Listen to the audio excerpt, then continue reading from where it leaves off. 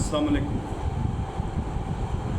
हज़रात ग्रामी, जो हमने सिलसिला कुरान पाक को समझने का शुरू कर रखा है, उसका सेकंड फेज़ जो है वो हम करंट अफेयर में से लेते हैं या हम अपने ज़िंदगी के तजर्बात में से अख़ज़ करते हैं। इसी तरह हमारे जो बड़े हैं, वो चाहे औलिया अल्लाह हों, चाहे वो अल्लाह के प्यारे हों, तो उनसे हम कुछ अख़ज़ करके आप लोगों के साथ शेयर करते हैं।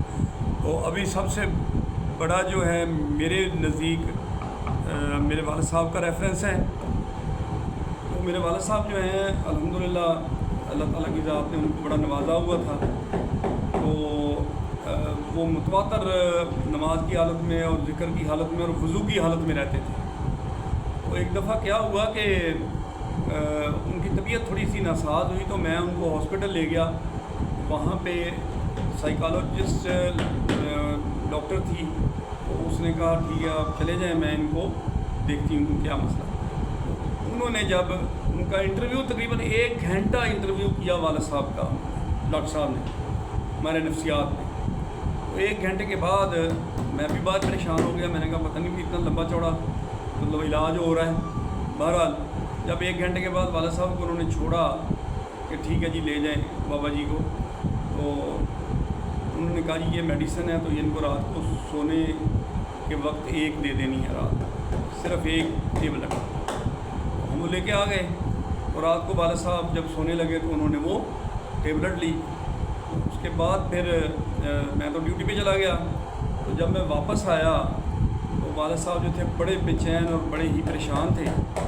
तो मैंने पूछा, मैं क्या अब्बा जी की होया, दवाई ने को असर किया? उन्होंने कहा यार क्या असर करना सी दवाई तेरी जड़ी ना वो मैं वो लॉन दे बाहर एक ग्रासी ग्राउंड सा था, लॉन सा था, कहता मैं उत्थे सुट छड़ी है। मैं क्या है, तो बड़ी मुश्किल से उसने 1 घंटा आपके ऊपर लगा के फिर उसने तजवीज़ की थी डॉक्टर साहब ने। उन्होंने कहा यार वो दवाई जो मुझे अल्लाह से गाफिल कर दे, मुझे उसकी ज़रूरत नहीं है।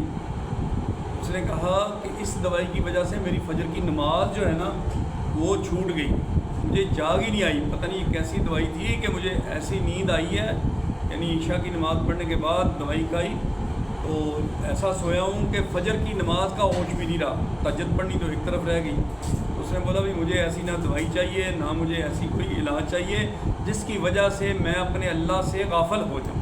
यानी ये उनका तरतीब थी, ये उनका तरीक़ाकार था अपनी ज़िंदगी गुजारने का। तो हम भी दुआ करते हैं कि अल्लाह ताला की ज़ात हमें भी इस तरह की ज़िंदगी गुजारने की तौफ़ीक़ अता फ़रमाए और अल्लाह के साथ हम जुड़ जाएं और गफलत से बच जाएं।